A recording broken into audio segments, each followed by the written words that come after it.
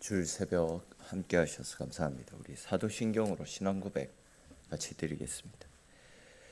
나는 전능하신 아버지 하나님 천지의 창조주를 믿습니다. 나는 그의 유일하신 아들 우리 주 예수 그리스도를 믿습니다. 그는 성령으로 잉태되어 동정녀 마리아에게서 나시고 본디오 빌라도에게 고난을 받아 십자가에 못 박혀 죽으시고 장사된 지 사흘 만에 죽은 자 가운데서 다시 살아나셨으며 하늘에 오르시어 전능하신 아버지 하나님 우편에 앉아 계시다가 거기로부터 살아있는 자와 죽은 자를 심판하러 오십니다. 나는 성령을 믿으며 거룩한 공교회와 성도의 교제와 죄를 용서받는 것과 몸의 부활과 영생을 믿습니다. 아멘. 찬송 같이 드리겠습니다. 찬송가 280장. 찬송 280장 찬송 드리겠습니다.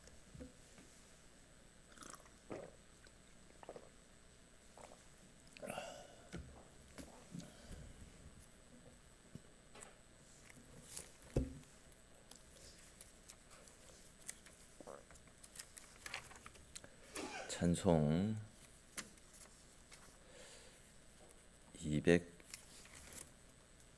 280장입니다. 280장 찬송 드립니다. 천부여 의지없어서 손 들고 옵니다. 주 나를 외면하시면 나오가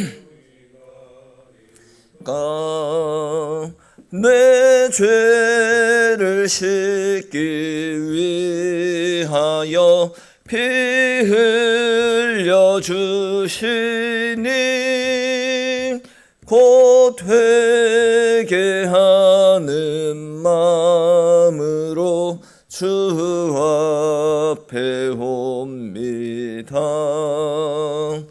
전부터 계신 주께서 영죽을 죄인을 보혈로 구해 주시니 그 사랑 한없네. 내 죄를 씻기 위하여 피 흘려 주시니 곧 회개하는 마음으로 주 앞에 옵니다. 나 예수 의지함으로 큰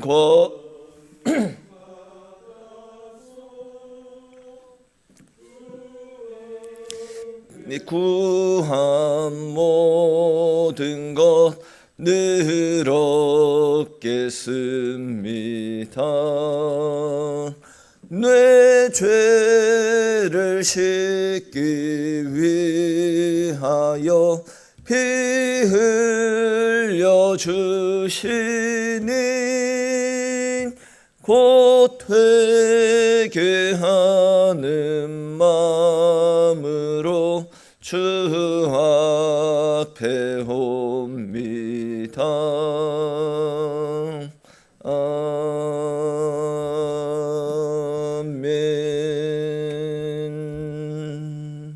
아멘. 오늘 함께 나눌 말씀 보겠습니다. 오늘 말씀은 출애굽기 8장에 있는 말씀입니다.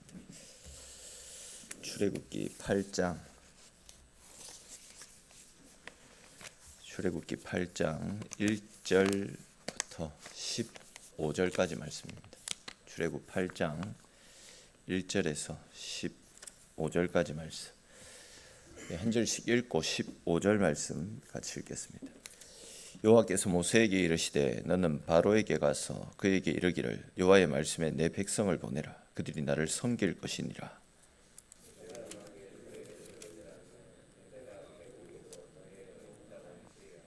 개구리가 나일강에서 무수히 생기고 올라와서 내 궁과 내 침실과 내 침상 위와 내 신하의 집과 내 백성과 내 화덕과 내 떡반죽과 그릇에 들어갈 것이며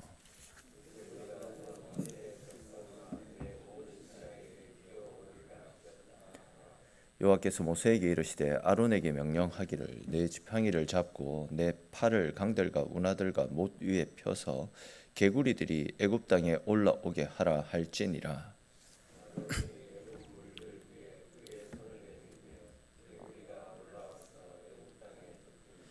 요술사들도 자기 요술대로 그와 같이 행하여 개구리가 애굽 땅에 올라오게 하였더라.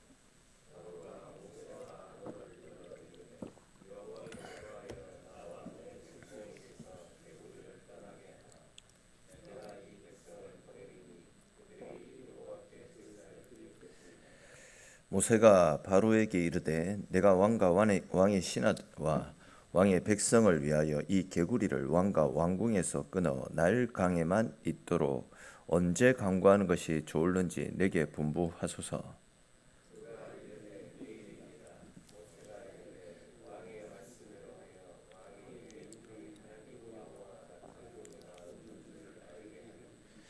개구리가 왕과 왕궁과 왕 신하와 왕의 백성을 떠나서 나일강에만 있으리이다 하고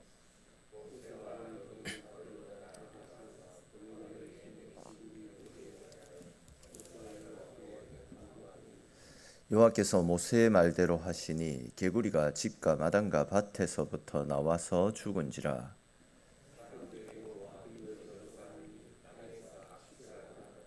같이 읽겠습니다. 그러나 바로가 숨을 쉬게 됨을 보았을 때에 그의 마음을 완강하게 하여 그들의 말을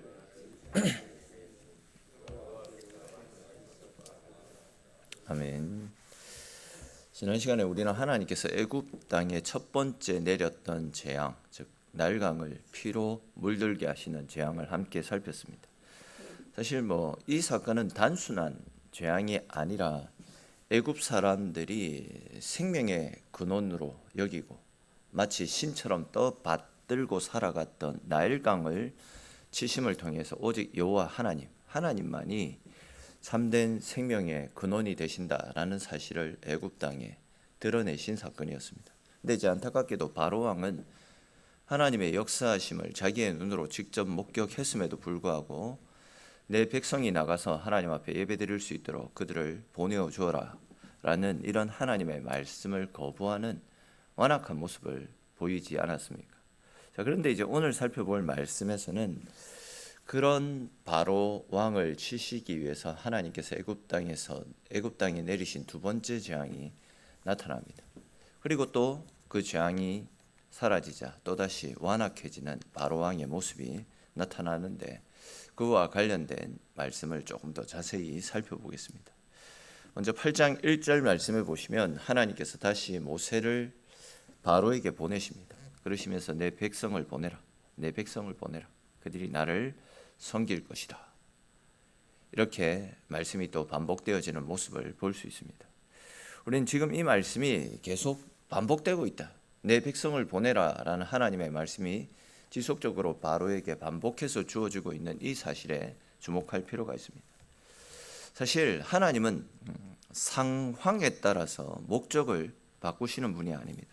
처음에도 지금도 끝까지 동일하게 하나님의 자녀 이스라엘이 억압과 고통에서 벗어나서 자유롭게 하나님을 섬기게 할 수 있도록 그들을 보내라. 하나님은 모세를 바로에게 보내실 때마다 계속해서 내 백성을 보내라 이 말씀을 하고 계신다라는 거죠. 자, 그렇다면 여러분, 왜 하나님은 이스라엘을 애굽에서 출애굽시키는 것으로 끝내지 않으시고 반드시 나를 섬기게 하라, 나를 섬기도록 저들을 보내라 이 말씀을 하시는 것이겠습니까?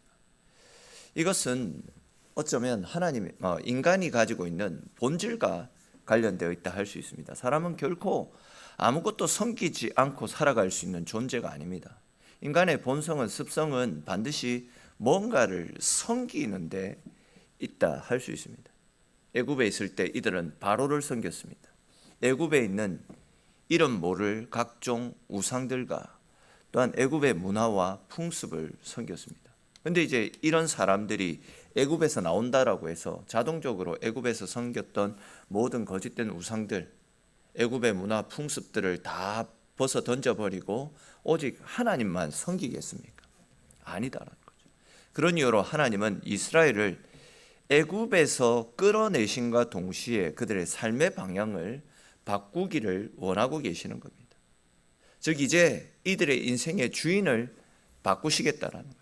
바로를 섬기던 삶에서 하나님을 섬기던 삶으로, 또 세상의 거짓된 우상을 섬기던 삶에서 오직 하나님 한 분만이 유일한 분이심을 깨닫게 하고 그 하나님만을 섬기는 삶으로, 또 세상의 문화와 풍습을 따라 살아가던 삶에서 이제는 하나님을 기쁘시게 해드리는 삶으로 그들의 인생을 변화시켜 나가는 것, 이것이 바로 출애굽의 핵심이었다라고 말씀드릴 수 있습니다.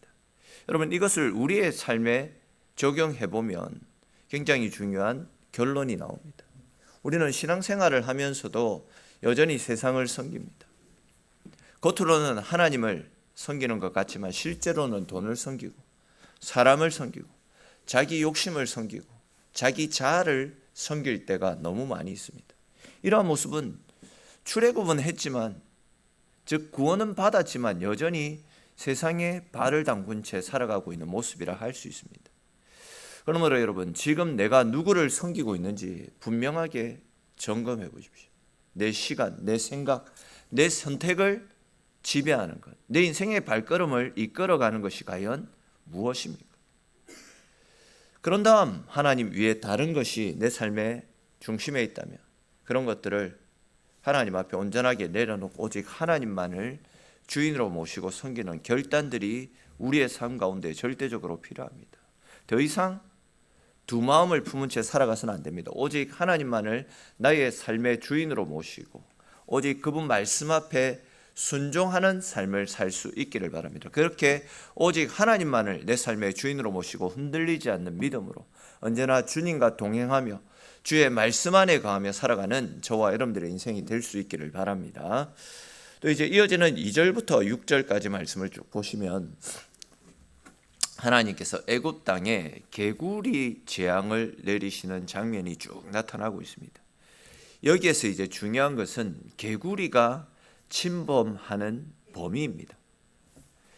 강에서만 올라오는 것이 아닙니다. 보시면 궁궐과 침실과 침상, 신하의 집과 부엌과 떡 반죽 그릇에까지 개구리가 침범합니다. 때와 장소를 가리지 않고 모든 곳에 다 드러나고 있다라는 거죠. 이것은 단순한 어떤 불편함을 넘어서고 있는 장면입니다. 삶의 모든 영역들이 지금 개구리에게 침범당하고 있는 모습을 볼 수 있습니다. 여러분, 이것이 의미하는 것이 무엇이겠습니까? 하나님의 심판은 부분적으로 임하는 것이 아니다라는 겁니다. 하나님 없이 살아가는 삶의 모든 영역에 하나님의 심판이 임하게 된다라는 사실을 보여주고 있는 말씀입니다. 사실 우리 인간들은 자기만의 어떤 안전지대를 형성하고 싶어하는 그런 마음들이 있습니다. 이 부분만큼은 내가 꼭 지켜나가고 싶다. 여기 이 영역만큼은 하나님도 타치 안 하시는 나만의 영역으로 만들어가고 싶다. 이런 생각들을 가진 채 나만의 어떤 영역을 만들어 놓고 생활하는 사람들도 꽤 있습니다. 근데 하나님은 그 영역까지도 들어오십니다. 침실, 침상, 숨기고 싶은 어떤 부분들 아닙니까? 그 부분까지도 치고 들어오신다라는 거죠. 왜 그렇습니까? 하나님은 우리의 삶의 일부가 아니라 우리 인생의 전부의 주인이 되기를 원하시기 때문입니다. 그래서 하나님은 우리가 붙들고 있는 모든 영역들을 다 흔들어 가지고 이것도 내가 주인이다, 이것 역시도 내가 다스리는 영역이다 라는 것을 보여주시는 겁니다. 또 거기에 대해서 이제 당시 애굽 사람들에게 있어서 개구리는 생명과 풍요를 가져다 주는 신적인 존재였습니다. 그러니까 애굽 사람들은 개구리를 신처럼 떠받들고 있었다라는 거죠. 근데 보시면 하나님은 그런 존재를 징계의 수단으로 사용하고 계시는 것을 볼 수 있지 않습니까? 다시 말해서 애굽 사람은 신이라고 생각했는데 그 신이 아니라 그들의 삶의 영역을 괴롭히고 힘들게 하는 악한 존재로 나타나고 있는 것입니다. 복이라고 생각했던 것이 오히려 저주로 바뀌고 있는 상황입니다. 여러분, 이것이 의미하는 것이 과연 무엇이겠습니까? 하나님 없이 붙들고 있는 것, 내가 신처럼 생각하고 있는 것이 우리를 살리는 것이 아니라 오히려 우리를 괴롭게 하고 우리를 무너뜨리는 도구가 될 수 있다라는 것. 그러므로 여러분, 혹 지금 내가 복이라고 생각하고 붙들고 있는 것이 정말 하나님께로부터 비롯되어진 것인지 한번 유심히 생각해 보십시오.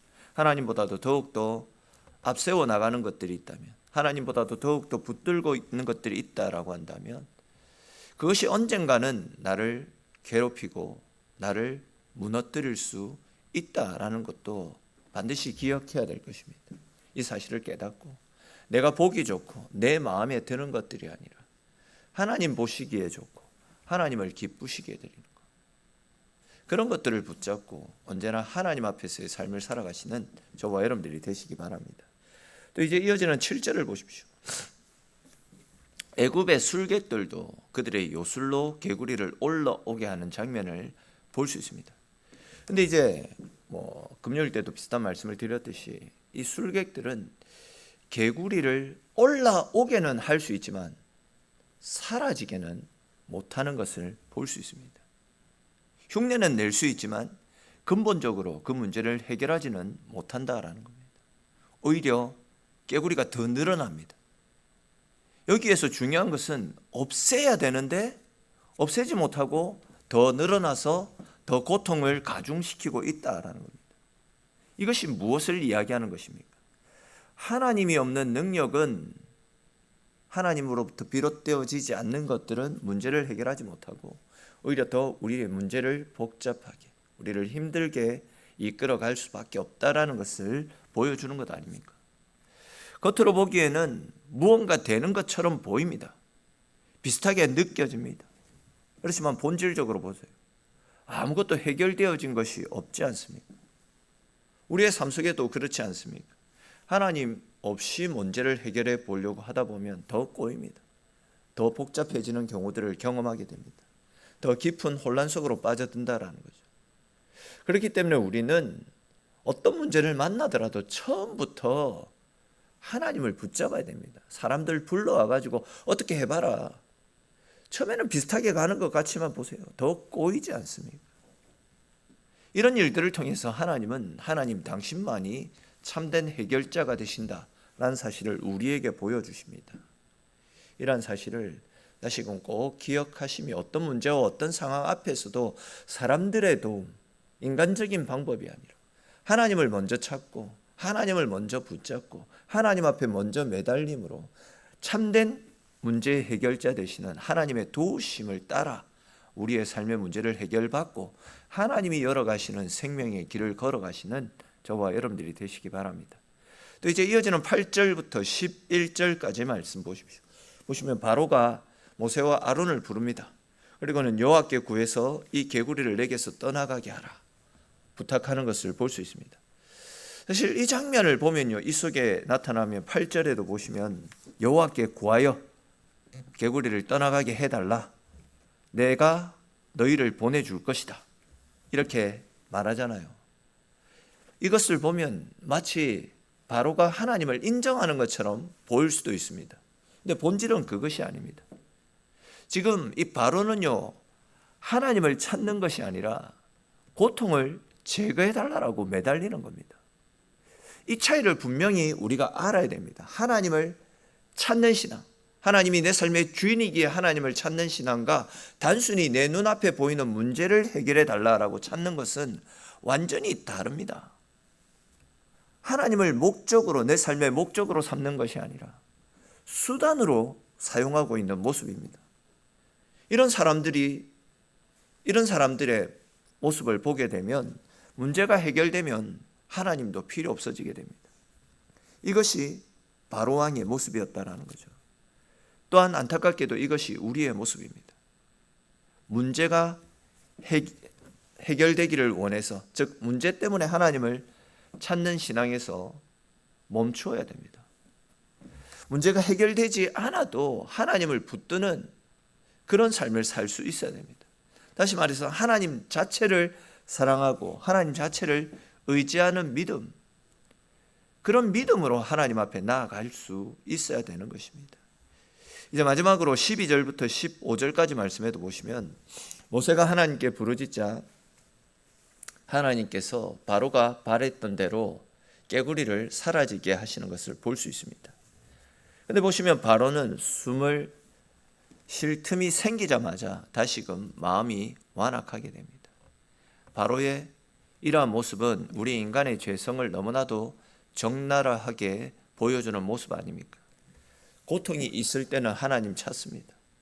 그러나 상황이 좋아지면, 내가 편해지면 언제 그랬냐는 듯이 하나님을 떠나버립니다.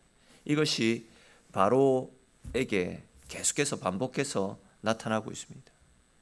이것이 바로 은혜를 가볍게 여기는 삶의 모습이다라고도 말씀을 드릴 수 있습니다. 다시 말해서 하나님께서 베푸신 은혜를 잠깐의 위기 극복 정도로만 사용하고 있는 것입니다. 그런데 진짜 은혜라는 것은 우리의 삶을 바꾸는 것입니다. 방향을 바꾸는 것입니다. 주인을 바꾸는 것입니다. 다시 말해서 상황에 따라서 내 문제가 어떻게 되느냐에 따라서 하나님을 찾고 안 찾고, 이런 신앙에서 돌아서야 됩니다. 온전히 주님만을 내 삶의 주인으로 모시고 어떤 상황 가운데서나 하나님의 말씀 앞에 순종하고 말씀 따라 살아가고 주님과 동행하는 삶을 살아갈 수 있어야 됩니다. 하나님만이 나의 주인이심을 인정하면서 주인 되시는 주님의 뜻에 따라 살아가는 삶, 그것이 우리 그리스도인들의 마땅한 삶의 모습이 되어져야 된다라는 겁니다. 상황에 따라서 좌지우지 되어지고 상황에 따라서 침울했다가 다시 업됐다가 이렇게 기복 있는 신앙이 아니라, 하나님이 나의 하나님이시기에, 하나님이 내 인생의 주인이시기에 어떤 상황 속에서도 함께 하시는 주님께서 나를 생명으로 이끄신다라는 확신과 믿음을 가지고 하나님께 우리의 인생을 드리고 하나님께 내 삶을 맡기는 삶, 이런 삶이 하나님의 자녀다운 삶의 모습임을 다시 한 번 더 오늘 말씀 앞에서 되새기시면서 언제나 어떤 상황 속에서도 주님만을 내 삶의 주인으로 모시고 주님 뜻대로 끝까지 주님과 동행하는 믿음의 길을 걸어가시는 저와 여러분들의 삶이 될 수 있기를 주님의 이름으로 축원합니다. 기도드리겠습니다. 하나님, 오늘 이 새벽도 주의 백성들을 주의 자리로 불러주시고 하나님과 함께하는 하루를 열어갈 수 있도록 저희들 이곳으로 불러주셔서 주님 고맙고 감사를 드립니다. 하나님, 오늘 애굽 땅에 임하였던 두 번째 재앙을 함께 살폈습니다. 하나님이 아닌 것들, 그럼에도 불구하고 신처럼 떠받들고 추앙하며 섬겼던 모든 것들이 우리를 편안하게 생명의 길로 이끌어갔던 것이 아니라 오히려 인간을 괴롭히고 피해를 주고 못살게 굴었던 가짜 신이었다라는 것이 하나님의 권능 앞에 다 드러났습니다. 오늘 말씀을 보면서 우리 역시도 하나님처럼 떠받들고 숭배하고 섬기고 있는 것들이 있지는 않는지 우리 자신을 돌아보게 하시고, 하나님이 아닌 내가 움켜쥐고 있는 것들, 하나님보다도 더 앞서 의지하고 섬기는 것들이 있다면 이 모든 것들 철저하게 다 내려놓고 오직 하나님 말씀 앞에서 하나님만을 내 삶의 주인으로 모시고 하나님 뜻대로 살아나가는 우리의 인생이 될 수 있도록 주님 은혜 베풀어 주시옵소서. 내 삶 가운데서 거짓된 모든 것들을 내려놓고 오직 주님만을 내 삶의 주인으로 모시고 하나님 은혜 속에 거하는 우리의 삶이 되어지도록 하나님 함께하여 주옵소서. 오늘 이 새벽도 주님과 함께하는 하루를 열어가는 우리들의 인생 가운데 하나님 복 주시고 은혜 베풀어 주셔서 하나님의 은혜 가운데 가는 귀한 하루 되게 하시고, 이 새벽도 하나님 앞에 내려놓고 기도하는 모든 기도의 소원들이 주의 은혜 가운데 응답받는 기쁨이 더하는 귀한 시간 되어지도록 하나님 함께 하시고 지키시기를 소망합니다. 모든 말씀 살아계신 우리 주 예수님의 이름으로 기도드립니다. 아멘.